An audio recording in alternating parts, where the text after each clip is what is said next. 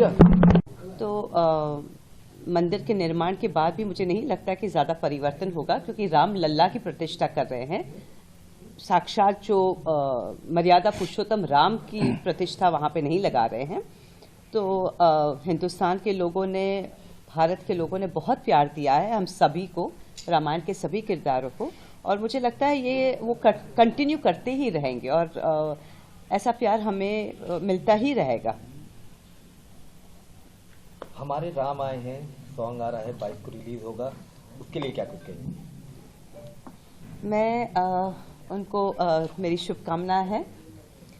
अभिषेक जी को, बहुत अच्छे प्रोड्यूसर हैं, बहुत अच्छे कम समय में हम सबको एज एक्टर्स इस सॉन्ग के लिए उन्होंने लॉक किया एंड बहुत हंसी खुशी से हम लोग ने ये गाना किया। ये गाना हमने 2 दिन में शूट किया।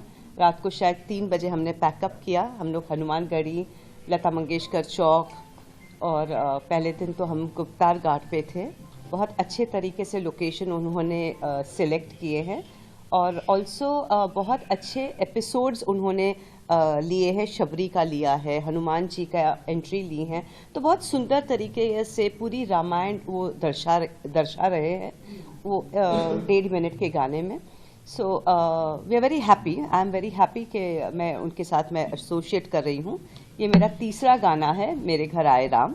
ये है हमारे घर आए राम, लेकिन ये मेरे लिए ये तीसरा गाना है और मेरे 2 गाने तो बहुत सुपरहिट हुए हैं एंड मुझे पूरा कॉन्फिडेंस है कि ये वाला गाना उसको भी सरपास कर जाएगा। बताइए क्या प्राण प्रतिष्ठा समारोह का 22 तारीख का दुनिया पर क्या असर पड़ने जा रहा है, आपको क्या अनुभव है?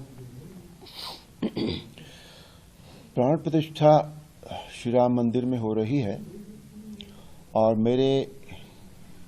मेरा जो अपना ख्याल है वो ये है कि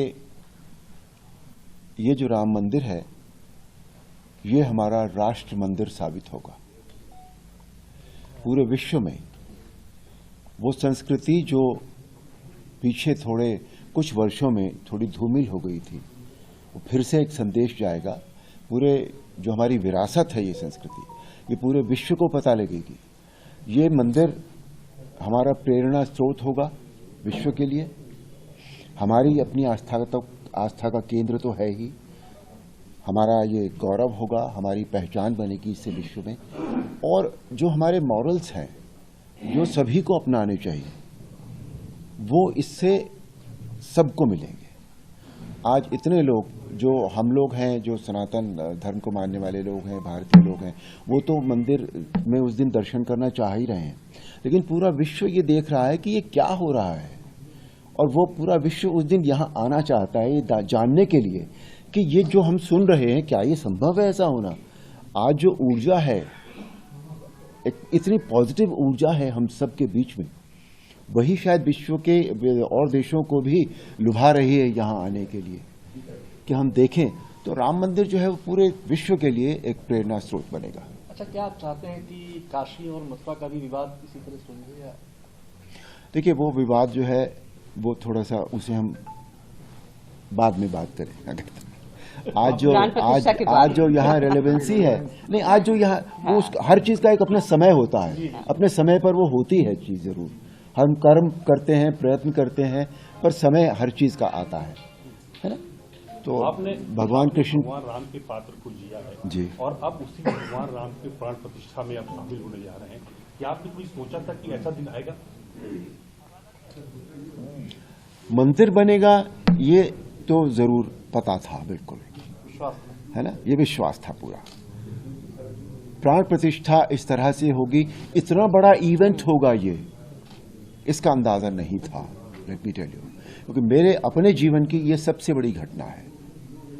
तो ये इस तरह से होगी, इतना ऊर्जा होगी इसमें, पूरा देश राममय हो जाएगा, पूरा विश्व जहाँ जहाँ भी राम को मानने वाले लोग हैं, इसकी कल्पना नहीं थी।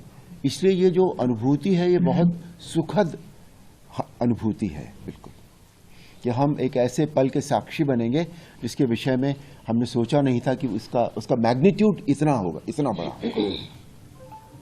सुनील जी, आपने तो भगवान राम के अनुज का किरदार निभाया था जी, और आप उसी मंदिर में आप जो प्राण प्रतिष्ठा होने जा रहे हैं, क्या आपने कभी सोचा था कि इस किरदार को निभाने के बाद हम सिर्फ उस मंदिर में जहाँ प्राण प्रतिष्ठा हो रही जहाँ भगवान ने जन्म लिया था वहाँ आप पदार्पण करेंगे आप? नहीं, बिल्कुल नहीं सोचा था इस तरह का। पर ये सौभाग्यशाली मैं आपको समझता हूँ कि इस तरह का मुझे इस प्राण प्रतिष्ठा में आने का मौका मिल रहा है, और बहुत कुछ जो मैं नहीं जानता था उसको जानने का भी मुझे अवसर मिल रहा है। और जो मैं समझता हूँ कि ये प्राण प्रतिष्ठा है या जो माहौल बना हुआ है इस समय, बहुत धार्मिक है, बहुत सकारात्मक है, और ये विश्व को बहुत सकारात्मक भावना देगा, और डेफिनेटली वो सकारात्मकता जो है वो विश्व में उत्पन्न होगी इससे, इसकी एनर्जी इतनी ज़्यादा होगी। कुछ लोग ऐसे हैं जिसमें जो राम को नकारते आ रहे हैं, क्या उनके बारे में कुछ बोलेंगे आप? वो नादान है, बेवकूफ़ है, मैं ये कहूँगा। उन्हें असल में राम क्या है उसका नॉलेज नहीं है। देखिए, हर आदमी को जब तक वो डीपली पढ़ेगा नहीं, जानेगा नहीं, उसको समझ ही नहीं सकता है। क्योंकि जब हमें भी नहीं मालूम था, बचपन में हमने जो रामायण थोड़ी बहुत जानी थी, पढ़ी थी, उतना ही नॉलेज था, उस हिसाब से हमें ज़्यादा नहीं था, तो इतना हमें लगता नहीं था कि राम क्या है, राम कितने डीप हैं। वो एक हर तरीके से परफेक्ट है। मर्यादा पुरुषोत्तम जब उनको एक उपाधि दी गई है, क्या कहा जाता है उनको, तो इसका मतलब है कि हर तरीके की मर्यादाओं का वो को निभाते हैं। और रामायण हमें ये सिखाती भी है कि हमें मर्यादा में कैसे रहना चाहिए, और ये शिक्षा उन्हें नहीं मालूम है, ये उसका नॉलेज नहीं है, इसलिए वो उस तरह की बेवकूफ़ी कर रहे हैं। अर्जुन जी, एक सवाल है कि जो रामायण आपने जो जिस पे किरदार निभाया था, जो रामायण बनी थी, उसके बाद बहुत सी रामायण बनी, लेकिन वो रामायण जो बनी वो आज तक जो ऐसी रामायण नहीं बनी, क्योंकि विश्वविख्यात रामायण बनी। क्या आपको लगता है कि ऐसी और भी रामायण बननी चाहिए उस तरीके की, जिसको कि लोग मतलब पूरा विश्व फिर से पसंद करें? जो अभी रामायण, जिस रामायण की आप बात करें, जो रामायण हमने की थी वो बहुत पसंद की गई, उसमें कोई कमी थी? नहीं। उस तरह की तो फिर आप क्यों चाहते? उस तरह की से मतलब नहीं है। ये एक चीज यहाँ रखी हुई है तो अपने आप में पूरी है ना। कोई जरूरी नहीं है कि दूसरी चीज तब लाई जाती है जब या तो उससे अच्छी बने या उससे कम बने। उसके बराबर की चीज तो दूसरी चीज का कोई अर्थ ही नहीं है, बिल्कुल भी, है ना। और बाकी तो भविष्य की बात पता नहीं भाई, राम जी क्या चाहेंगे, क्या उन्होंने सोचा होगा, क्या डेस्टिन्ड है, वो नहीं पता मुझे। पर जब एक रामायण है तो अभी तो दूसरी की आवश्यकता नहीं लगती मुझे कोई भी। नहीं, उसके बाद बहुत सी बनी है, तमाम रामायण आई, लेकिन उस तरह की नहीं बनी। आपको लगता है कि बननी चाहिए कि नहीं, ये प्रश्न। मैं वही कह रहा हूँ, जब वो है ऑलरेडी तो दूसरी की आवश्यकता क्या है? जब वो अपने आप में कोई चीज पूरी है, संपूर्ण है, तो क्यों दूसरी बनाई जाए? Thank you. और जिस दिन किसी को लगेगा तो वो बनाएगा, फिर से कोशिश करेगा कोई। अब कोशिश में कितनी कामयाबी मिलती है वो तो राम जी जाने, वो व्यक्ति जाने। अरुण जी, इस समय देखा जा रहा है कि यंगस्टर्स में भी भगवान श्री राम के प्रति धुन सुनने का जैसे पहले ट्रेंड होता था, आज का ट्रेंड लग रहा है। तो अब यंगस्टर्स के लिए क्या कहना चाहेंगे इन फ्यूचर, क्योंकि वो लोग वेस्टर्न की तरफ बढ़ रहे थे, वहीं फिर से रामायण काल को उन्होंने समझा है।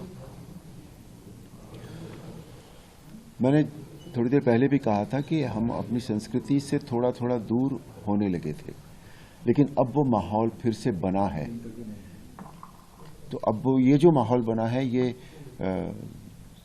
यहाँ it's come here to stay, ये रहेगा, ऐसे ही रहेगा। क्योंकि आज हमेशा ये होता है कि जो आगे जो झंडा लेकर चलते हैं, जो मशाल लेकर चलते हैं, वो यंग लोग होते हैं। और आज का जो यूथ है वो इस समय इतना